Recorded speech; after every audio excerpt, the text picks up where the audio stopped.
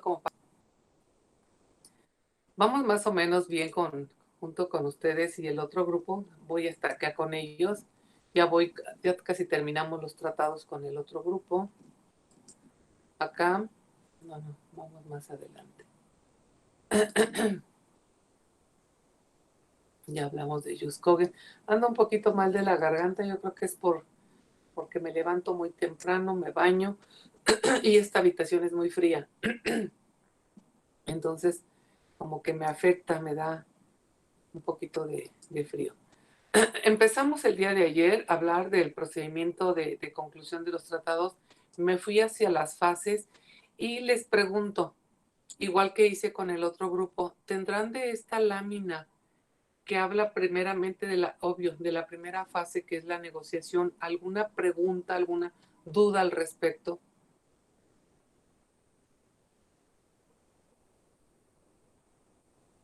De cualquiera de estos elementos que vimos, concepto, quiénes son los plenipotenciarios, cómo se da la autenticación, cuáles son los idiomas que se manejan de acuerdo con la ONU, qué es el texto de los tratados, qué comprende el texto de los tratados, a qué le llamamos preámbulo, qué va en el preámbulo, qué es la exposición de motivos, qué es el cuerpo de los tratados y a qué le llamamos adopción del texto. ¿Todo quedó claro, muchachos?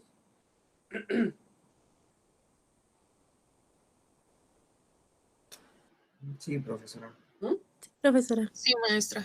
Si hay algo que no se entienda, con toda la confianza del mundo, me tardé un poquito con el otro grupo porque me hicieron varias preguntas y al final pues no, como que no quedaba y no quedó. Yo sentí que no me expliqué lo suficientemente claro y dejé a mis alumnos al final hablando de la extinción de los tratados con algunas dudas.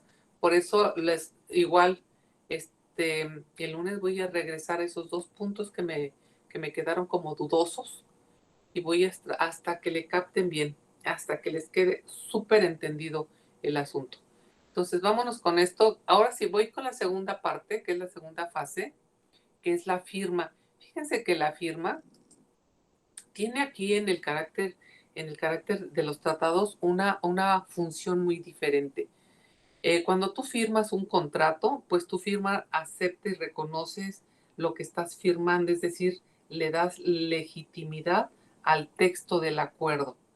Si firmas un contrato de arrendamiento, la firma te obliga, ya hay un compromiso. Cosa diferente sucede en los tratados. Los tratados aún firmados, tal cual, no le obligan al Estado porque nos falta una fase, la fase de la ratificación.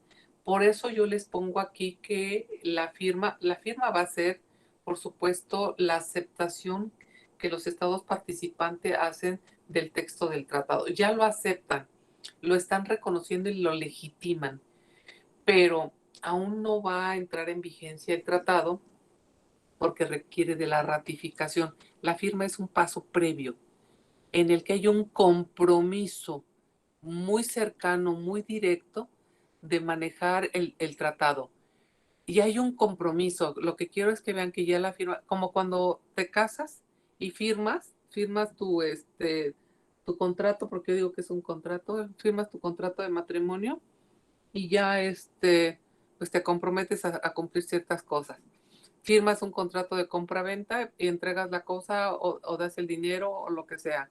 Es así, la firma te va dando esta obligatoriedad, muy diferente en los tratados, muy diferente en este manejo. Entonces, como concepto, la firma es la aceptación plena que los Estados miembros otorgan al texto del tratado.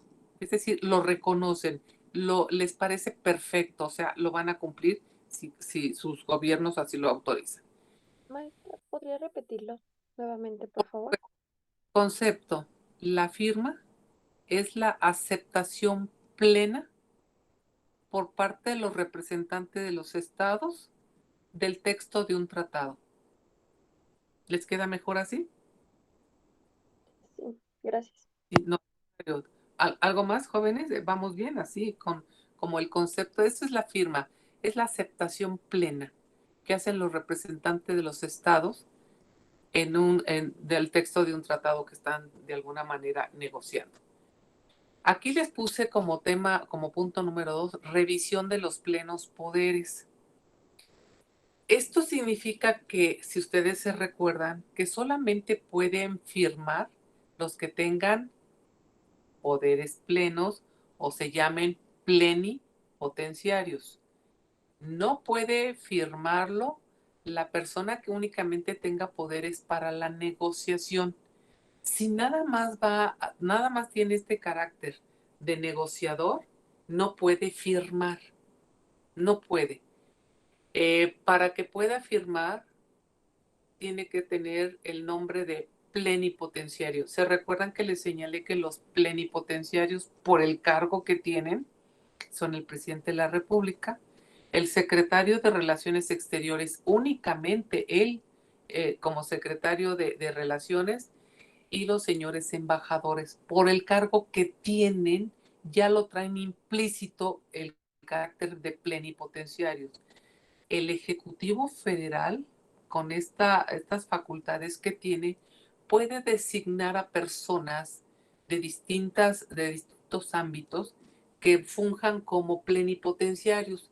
Les puede dar el título, el reconocimiento de plenipotenciarios, y entonces estas personas pueden negociar y pueden firmar, como sucedió en el caso del gobierno del señor Enrique Peña Nieto, el presidente Peña Nieto, y que le otorgó el carácter de plenipotenciario el secretario de Economía. Recuerden que el único que tiene por el cargo así absoluto es el de Relaciones, pero el de Economía no. Pero el presidente Peña Nieto lo dotó de plenos poderes. Entonces este señor podía negociar y firmar. Esa es la firma. Ahora bien, la manera como se dan las firmas acá se pueden dar de dos maneras. Ambas formas comprometen al Estado, lo comprometen, pero o sea, lo comprometen en el sentido de que hay una aceptación. Aunque déjenme decirles que aún firmado un tratado, si este no ha sido ratificado, el tratado no es obligatorio, a diferencia de los contratos que acabamos de ver. En el caso del tratado se requiere la ratificación. Por eso se dice que un tratado aún firmado no obliga a los estados a cumplirlo. Se requiere de la ratificación. Por eso voy a hablar de dos operaciones previas, que son la rúbrica y la firma referéndum. Ambas son y requieren de que el órgano revisor interno de cada estado dé su visto bueno, que le dé validez a las firmas. Por eso se hace la rúbrica. La rúbrica es un garabato. Es una firma que se hace de manera rapidísima y me va a servir de ejemplo cuando vamos a los bancos y te dan tu comprobante de pago de lo que hacen. El cajero te rubrica, hace una rúbrica. Es reconocida esa rúbrica por parte del banco como legal la transacción que acabas de hacer. Es una rúbrica, es un garabato. Es como yo cuando firmo en la sala de maestros, en la sala de firmas, yo no firmo como firmo mis documentos oficiales, firmo con una rúbrica. La rúbrica es un garabato que hago de firma, pero es reconocida porque así firmo todas mis tarjetas. Documentos oficiales ya firmo con mi firma que aparece en mi credencial de lector. Entonces, así. La rúbrica es un garabato que se puede poner por parte del representante de Estado, en el que se requiere, por supuesto, que el órgano revisor de alguna manera compruebe y autorice esta firma. Por eso son firmas provisionales. Igual la firma referéndum. La firma referéndum es una firma que necesita ser revisada. Por eso es ad referéndum. Es una firma que necesita que el órgano interno también la revise para ver si es correcta. Y esa sí la desarrollé, miren. La firma referéndum. Aquí dice un representante de Estado, puede firmar un tratado ad referéndum. Así va a aparecer. Es decir, con la condición de que la firma sea confirmada por su Estado. En este caso, la firma es definitiva una vez confirmada por el órgano responsable. Por eso les digo que se puede poner un garabato o la firma referéndum. Lo único que se está haciendo es reconocer el texto del tratado, pero la firma no obliga al Estado, no lo obliga. Simplemente se está dando como el visto bueno. Hasta ahí vamos. La firma referéndum significa, aquí con negritas se los puse para que vean que la firma es una firma sujeta a ratificación, aceptación o aprobación. A eso le llamamos una firma referéndum, a una firma que está sujeta a ser ratificada, aceptada o aprobada. Y aquí les pongo, mientras la firma, entre comillas, esté sujeta a ratificación, aceptación o aprobación, no establece el consentimiento a obligarse. Es decir, no existe todavía esta responsabilidad para el Estado, porque todavía no se obliga.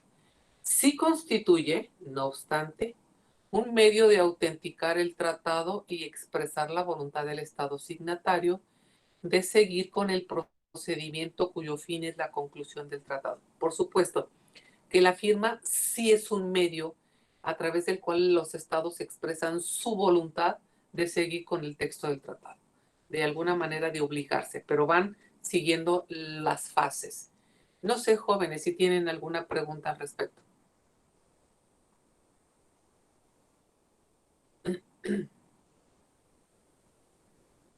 ¿No? Todo bien, maestra, gracias. No sé los demás. Ok, bueno, entonces seguimos con la ratificación. Esta ya es la tercera fase, que es muy importante. Ya estamos aquí en la ratificación. Aquí les puse que como concepto es la aprobación del tratado hecha por los órganos constitucionalmente competentes. Fíjense que la ratificación no la hace el plenipotenciario. Por eso ni cuando negocia ni cuando firma está dando su aprobación 100%, sino que esta aprobación, la ratificación es la aprobación, pero hecha por los órganos constitucionalmente competentes para ligar al Estado en las relaciones internacionales y que determina su obligatoriedad definitiva. Ahora sí, cuando se ratifica el tratado por parte de los órganos constitucionales, en este caso para nosotros el Senado de la República, en ese momento ya el tratado es obligatorio para su cumplimiento. Por supuesto que decimos que es un acto discrecional. ¿Qué significa? Que el tratado aún negociado y firmado, si no está ratificado, no es válido para el Estado que no lo ratificó, porque es un acto discrecional, es decir, queda a la voluntad de las partes. Miren, les voy a contar el caso, por ejemplo, del Estatuto de Roma. El Estatuto de Roma es la normatividad que le da origen a la Corte Penal Internacional, tiene su propio estatuto, que es el Estatuto de Roma. Cuando se estuvo negociando el estatuto, todos los estados participantes actuaron y participaron de una manera súper activa, entre ellos nosotros, México, a través de conferencias, reuniones, se hacían un montón de cosas para que llegara a integrarse perfectamente ese estatuto. Y también trabajó muchísimo Estados Unidos y algunos países árabes. Cuando ya se llegó a hacer, ahora sí, la fase de la ratificación, pues Estados Unidos dijo, qué padre, ya participé, ya negocié y firmé, pero ¿qué creen? Ya no me gustó. Como es un acto discrecional, no obstante que lo negoció y lo firmó, no lo ratificó. Y si no lo ratifica, no está obligado a cumplirlo. Entonces, Estados Unidos, incluso en un acto extraño, por supuesto, porque no hay antecedente previo de esta acción, solicitó la devolución de su firma. Nunca había sucedido en todos los años que se han manejado las relaciones internacionales, siglo XIX, XX, XXI, había visto esta petición de que se le devolviera su firma. Sentó un precedente Estados Unidos al respecto, de esta manera. Entonces, lo que quiero que vean que la ratificación es precisamente ya la aprobación del tratado hecha por los órganos constitucionalmente competentes. Entonces, con esto, como un acto discrecional, el Estado se obliga. ¿Sí queda, jóvenes? Sí, gracias. ¿Sí queda? Sí, profesora. Es muy importante esto. ¿Y adelante? Sí, ¿me escucha, profesora? Perfectamente. Bueno, yo tengo una duda sobre la rúbrica y la firma de referéndum. O sea, ¿puede ser una u otra o son las dos? Es una u otra. Puedes rubricar o pueden rubricar o pueden firmar al referéndum. La regla del derecho internacional, digamos, común, es la rúbrica. Si ustedes revisan un tratado, el que sea, y muchas veces va a decir lo siguiente, y el tratado fue rubricado, fíjense, fue rubricado por los Estados miembros. Las rúbricas van a aparecer al final. Esto es una parte importante dentro del preámbulo. Cuando en el preámbulo se citan quiénes son los estados participantes, se citan, si son 3 estados, se nombran el estado mexicano, canadiense y norteamericano. O sea, Estados Unidos, México y Canadá participan en la creación del llamado TEMEC y aparecen en el preámbulo. Y dice, al final del texto, los 3 estados rubricarán, fíjense, rubricarán el texto del tratado. Ya lo están estableciendo ahí desde un principio. Pero ¿qué pasa cuando en el preámbulo se señalan que son 50 estados miembros? No se escriben los 50 estados como se escribió Estados Unidos, Canadá y México. No. Simplemente como son muchos, se señala y los estados participantes, los estados miembros que van a participar o que van a celebrar este acuerdo, lo señalan de manera general, mismos que rubricarán. Entonces señala otra vez, independientemente si son 2 o 3 estados o son 100, rubricarán al final. Ese es el término más común. Es en el que ustedes se leen el diario oficial. ¿A dónde te fuiste, Daniel Gómez? Regrésate. Fíjense que si ustedes revisan el diario oficial, donde se ve, ahorita está medio complicado porque no hemos celebrado acuerdos. Este gobierno no quiere hacer nada en política exterior. Estamos como muy concentrados al interior. No, es más, hasta queremos romper relaciones internacionales, o sea, estamos medio raros. En este gobierno están muy raras las cosas de política exterior. Pero ya lo platicaremos cuando lleguemos a política exterior de México. Y ya con todo el conocimiento que han ido adquiriendo, van a ver, vamos a entrar en polémicas. Ah, gracias, Daniel. Qué amable. Gracias, Daniel, por avisar. Entonces, cuando ya tengamos ahí la discusión, porque es una verdadera discusión la política exterior, ya ustedes con un gran conocimiento de las relaciones internacionales van a poder tener sus parámetros para emitir ciertas opiniones. Van a ver. Y ya con todo esto que estamos trabajando. Entonces, para responder tu pregunta, Andrea, el término más común que se utiliza es la rúbrica. Es el garabato que les digo que se hace como si fuera una firma y que no obliga al Estado, aún no lo obliga, lo compromete porque lo compromete a seguir con el siguiente nivel que es la ratificación, pero no está obligado, aún no está obligado. La firma referéndum es como un poco más formal, casi no se utiliza. Sí he visto tratados con firma referéndum, pero son los menos. Lo más común que se lleguen a encontrar va a ser la rúbrica. ¿Vale, jóvenes? Sí, profesora, muchas gracias. Al contrario, entonces no puedes poner los dos, tienes que poner una rúbrica o firma referéndum. Pero hasta ahí sería lo que estaríamos manejando. Ahora,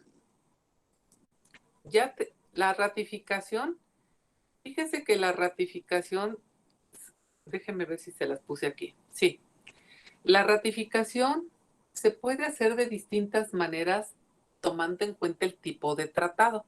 Si es un tratado bilateral o si es un tratado multilateral, puede señalarse en el texto del tratado cuando entra en vigencia ese tratado. Por ejemplo, Cuando se firmó la Convención de Viena, que rige el derecho de los tratados de 1969, se señaló en el texto del tratado. Este tratado entrará en vigencia el día 30, que el país número 30 ratifique. Si se acuerdan, el tratado fue firmado en 1969 y entró en vigencia en 1980, hasta que se cumplió el país número 30 en su ratificación. Entonces, pueden pasar 50 años, ya está firmado, ya está negociado, ya está todo, pero si no, dependiendo de cómo lo señalen las partes para que entre en vigencia. Puede ser como en el tratado, el Telecán, que se estableció que nuestro tratado entraría en vigencia 4 años después de su ratificación, para darle tiempo a los países a organizarse internamente en muchas cosas de economía, bienes, servicios y demás.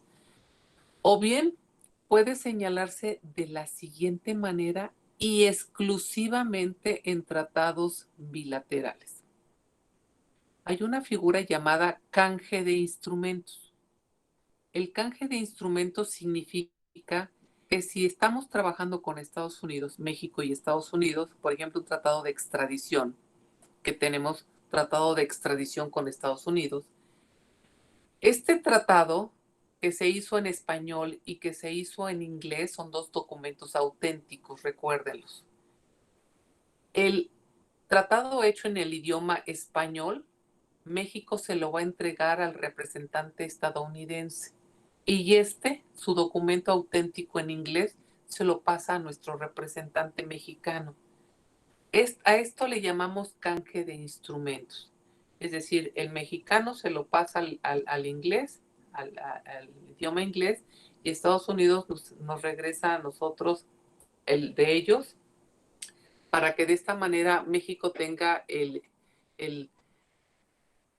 tratado hecho en inglés y Estados Unidos tiene el tratado hecho en español. Esto es un canje de instrumentos. No sé si fui clara en estos jóvenes. Sí, maestra, ¿Sí? gracias. A eso le llamamos, cuando se hace un canje de instrumentos, es una forma de ratificar. Lo más común, jóvenes, es que se fije en el texto del tratado cuando entra en vigencia un tratado ya ratificado.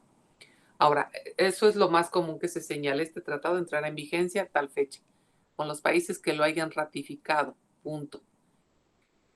Una vez que ya tenemos el tratado y que las partes están de acuerdo ya en la ratificación y todo, va a proceder lo siguiente.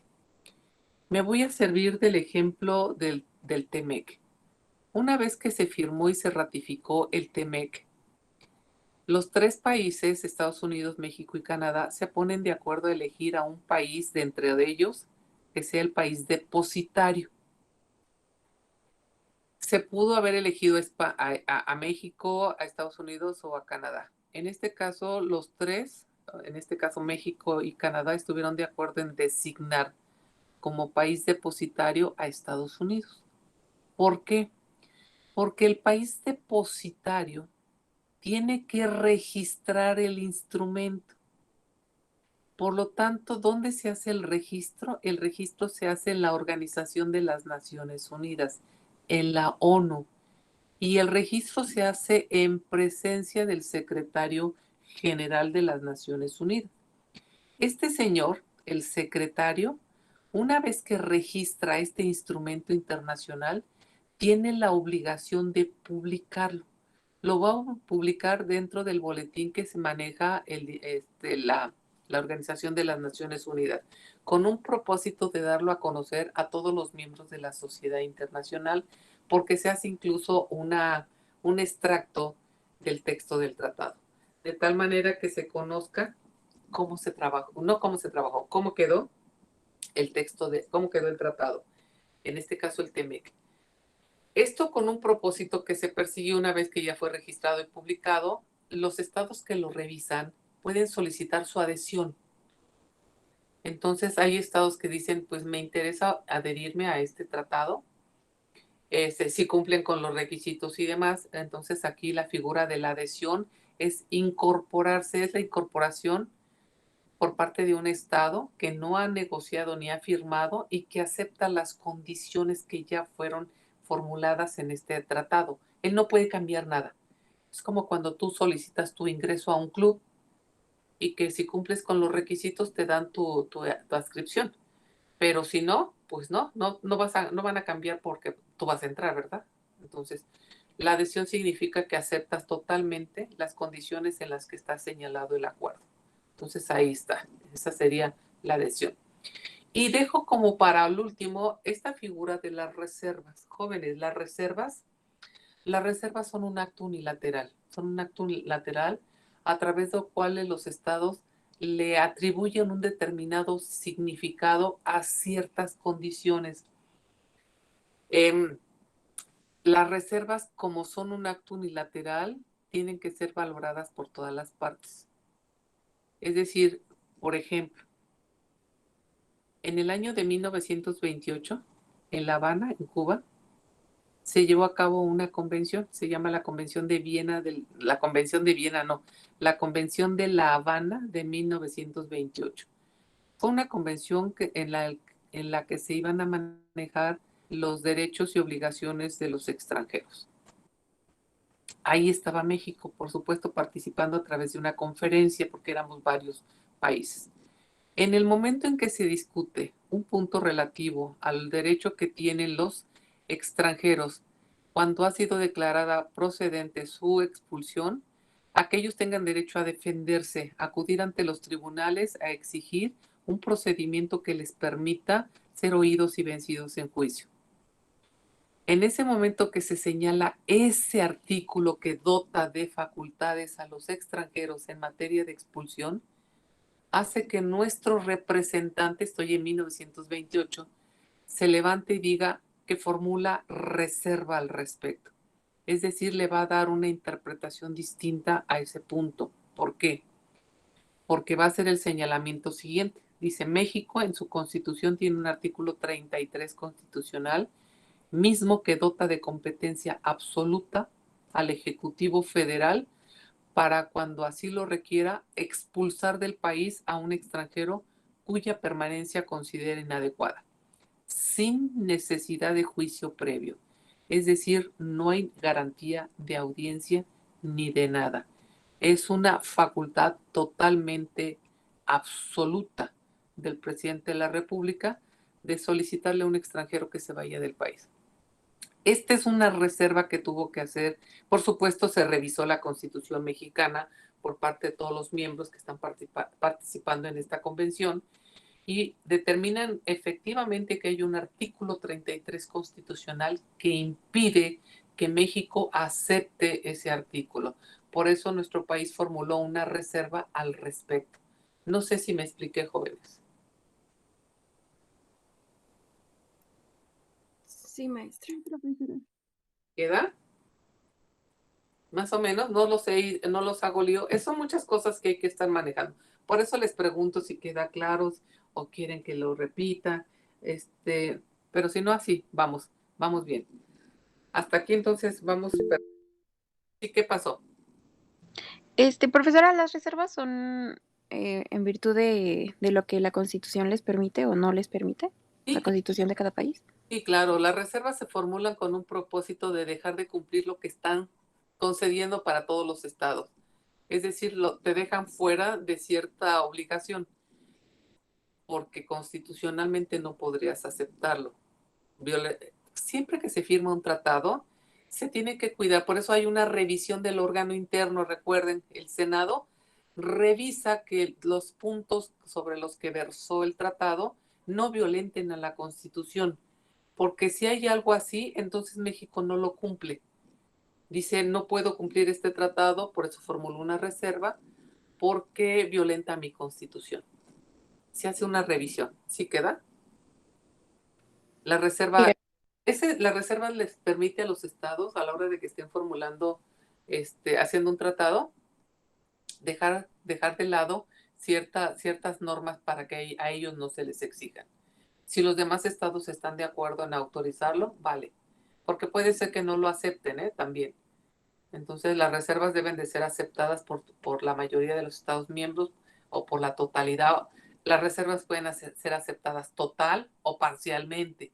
Entonces, todo esto hay que explicarlo cuando se ve, hay un curso especial de Derecho de los Tratados que, por ejemplo, en la Universidad de las Américas hay un curso especial del Derecho de los Tratados. Son 6 meses en los que se maneja cómo se lleva a cabo un tratado. Y entonces así que hablamos largo y tendido de todo esto. Entonces, no sé si con esto les queda, jóvenes. Sí, maestra. ¿Quedó? Sí, profesor. ¿Nada? Yo, profesora, tengo una duda. Adelante. ¿Esta reserva se debe de hacer cuando se está negociando o se puede hacer ya en el momento en el que se hace la ratificación, mencionar que en ese caso no se puede aplicar alguna disposición del tratado? Es una muy buena pregunta. Mira, o miren todos, las reservas se pueden formular durante la negociación. Es una de las fases donde las reservas se pueden formular. Se pueden formular reservas durante la firma y hasta antes de la ratificación. Una vez ratificado, ya te comprometiste. Pero si la reserva se formula durante la negociación, durante la firma y hasta antes de la ratificación, son momentos oportunos para precisar o formular una reserva. ¿Me explico? Sí, profesora, gracias. Perfecto. No, al contrario. Vámonos con lo siguiente entonces. Tanto trabajo que nos costó hacer el tratado y ahora lo vamos a finalizar, lo vamos a extinguir.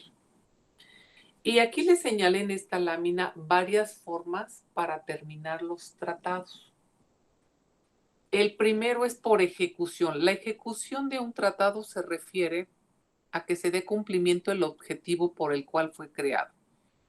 Y aquí es, por ejemplo, cuando se fijaron las fronteras entre México y Estados Unidos, pues ya se ejecutó el tratado. El objetivo era fijar las fronteras, igual con las fronteras de la parte sur de nuestro país con Guatemala y Belice. Se firmaron estos acuerdos, ya se ejecutaron, punto. Es decir, la ejecución es cuando el objetivo para el cual fue creado el tratado se dio, se materializó. Ya quedó. La segunda forma es por pérdida de la calidad estatal de una de las partes. Es cuando un estado deja de ser estado. Y aquí me va a servir mucho Alemania. Cuando se dio la Segunda Guerra Mundial, y para finalizar esta se firma un tratado de paz en el que Alemania es resultado forzoso de un tratado de paz porque es el estado perdedor, acuérdense. La dividen a Alemania en dos, Alemania del Este y Alemania del Oeste. Entonces tenemos a dos Alemanias y con sistemas políticos, jurídicos totalmente distintos. Por lo tanto, tenemos una Alemania que puede manejar el sistema capitalista y el otro el socialista. Entonces, tenemos dos Alemanias totalmente diferentes. Cada una de ellas, con su personalidad jurídica muy propia, con autonomía, celebran sus propios tratados. Entonces, Alemania del Este hace lo propio con sus tratados, igual a Alemania del Oeste. Cada una. Hasta 1989, con la caída del muro de Berlín, que da paso a la unión de las dos Alemanias. Cuando dejan de ser Alemania del Este y Alemania del Oeste y se forma la Alemania, como la conocemos, los tratados que de manera independiente cada una de ellas había celebrado se extinguen porque dejan de tener la calidad de Estado Alemania del Este y Alemania del Oeste. Ya no son estados independientes. Se fusionaron para formar un nuevo estado que es la Alemania que conocemos. No sé si me expliqué, jóvenes.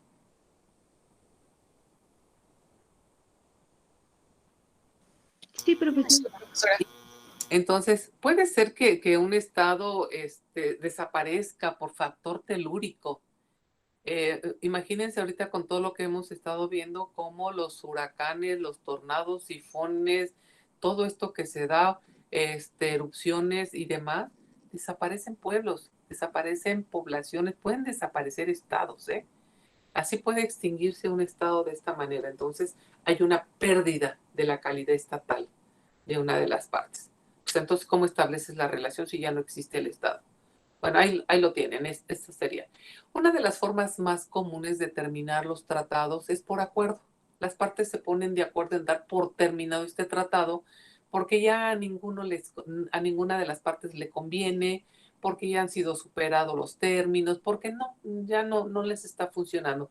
Entonces las partes se ponen de acuerdo en dar por terminado ese tratado y quizás de crear uno nuevo. Esa es la mejor forma, por acuerdo entre las partes. También podemos utilizar el término. Los tratados pueden tener un término, es decir, una fecha de caducidad. Puede formularse, dice, este tratado tendrá una vigencia de 2 años, al término del cual podrá ser, si las partes así lo deciden, celebrado uno nuevo, pero ya se extingue. Entonces, puede ser que los tratados tengan una fecha de caducidad. Entonces, este tratado tendrá una vigencia de 3 años, de 1 año, de 10 años, lo que ustedes quieran. Ese es el término. Y estos dos últimos que voy a manejar son términos muy diferentes. La denuncia y la renuncia. Generalmente, todos en el mundo internacional que nos manejamos, denunciamos los tratados. La denuncia, y aquí voy a hacer un paréntesis muy preciso, generalmente me brinco a veces el tema de los actos unilaterales de los estados. ¿Por qué me lo brinco? Porque los voy manejando en cada uno de los temas. En alguna ocasión pregunté, ¿cite usted 3 casos de actos unilaterales? Y la respuesta que me puso un alumno o alumna, ya no me acuerdo, me puso, nunca vimos actos unilaterales. ¿Cómo no? Y estos que estoy señalando, ¿qué son? En casi todos los temas manejo actos unilaterales. Que no los maneje como tema propio es otra cosa, pero manejo casos de actos unilaterales y muchos. Vean, la denuncia. La denuncia es un acto unilateral a través de la cual un Estado comunica su deseo de salirse del texto del tratado, utilizando una de las condiciones estipuladas dentro del tratado. Repito, la denuncia es un acto unilateral por medio del cual un Estado manifiesta su voluntad de salirse del texto del tratado, invocando o apoyándose en una de las condiciones señaladas en el propio texto del tratado. Entonces, ahí mismo en los tratados se señala cuándo puede ser denunciado un acuerdo de esta naturaleza. Me va a servir de ejemplo Gran Bretaña. Ustedes se recordarán que hace algunos años Gran Bretaña decidió salirse de la Unión Europea. Denunció el tratado en la convención que da origen a la Unión Europea. La denuncia, es decir, manifiesta su voluntad clara de salirse del texto del tratado, invocando una de las condiciones que en el propio tratado se señalaron. Como ya no le satisfacía y ya estaba gastando más de lo que recibía, etcétera, manejó todos los elementos que en su consideración le servían de base para solicitar su salida. Y la denuncia, jóvenes, como acto unilateral, es una decisión libre, por supuesto, pero no te puedes ir de la noche a la mañana. Cuando se hace una denuncia de un tratado, deben de pasar determinado tiempo. En el caso de la Unión Europea se señalaron 2 años. La mayoría de los tratados, cuando México y Estados Unidos celebran tratados y hay una denuncia, con 6 meses de anticipación procede la denuncia. Con 6 meses es suficiente. En el caso de la Unión Europea se estipularon 2 años. En 2 años se debería de hacer la transición, la salida de Gran Bretaña para dejar a salvo los derechos de todas las demás partes. No sé si me expliqué lo que es una denuncia. Sí, profesora, quedó muy claro. Es muy diferente a como podemos entender una denuncia como una acusación. No, la denuncia es sencillamente avisarle que ya me voy, ya no me gustó y utilizo mis recursos para ello. Pero ya te avisé para que vayas haciendo tu trabajo y yo pueda irme tranquilamente. Cosa distinta sucede con la renuncia. La renuncia también es un acto unilateral. La renuncia es un acto unilateral de los estados a través de los cuales uno de ellos decide salirse del texto del tratado, pero solamente en materia de derechos. Es decir, renuncia a sus derechos. Por eso es una renuncia. Es un acto unilateral a través del cual un estado comunica a los demás que renuncia a sus derechos, los derechos que le concede el tratado, pero no a sus obligaciones. Sus obligaciones quedan manifiestas claramente, pero lo que está renunciando es a su derecho. Les voy a poner un ejemplo. Hace algunos años se celebró un tratado a través del cual Estados Unidos tuvo el acceso de manejar el canal de Panamá. El canal de Panamá es un canal comercial a través del cual se recibe muchísimo dinero. Muchísimo dinero es muchos recursos. Y lo manejaba Estados Unidos, ya saben cómo es Estados Unidos, que se apropia de lo que no le pertenece. Y durante muchos años el tratado tenía una fecha de caducidad, tenía un término. Y el término se dio. Entonces Panamá empieza a manejar él solito todo el canal. Y puede ser que a lo mejor Panamá quisiera renunciar a ciertos derechos.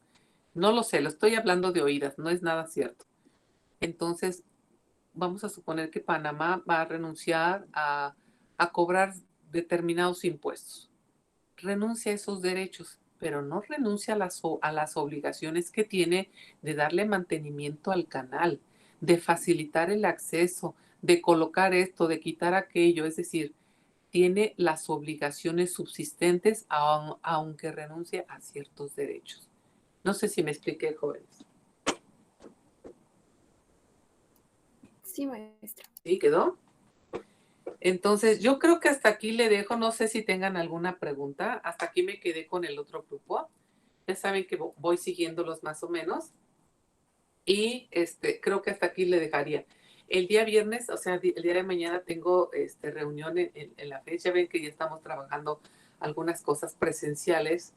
Entonces tengo una reunión muy importante mañana para fijar algunas cosas que vamos a trabajar, porque ya regresamos nosotros como profesores, quizás la siguiente semana nos informen. Yo ya les comunicaré y daremos la información correspondiente.